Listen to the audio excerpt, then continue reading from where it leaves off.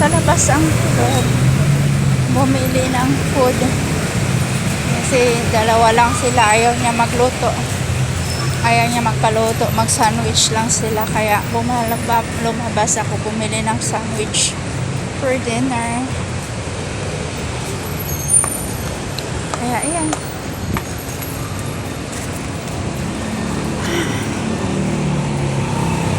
Traffic.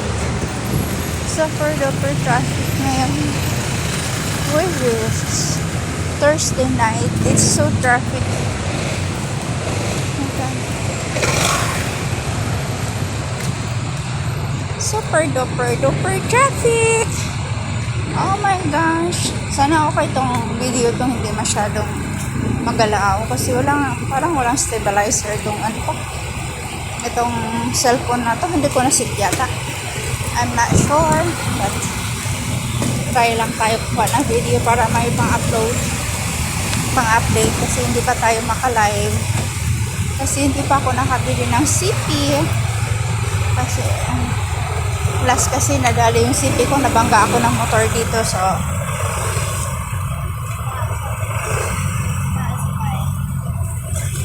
oh my gosh. Kasi naman, sikip-sikip eh. Gusto pa nilang doon sa mga pang-taong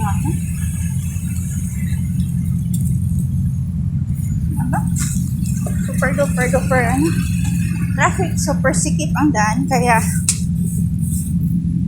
hindi talaga maiwasan na mandidisgrasya. Dalawang beses na ako nabangga dito. Buti braso ko lang, puro braso ko yung na dali at cellphone.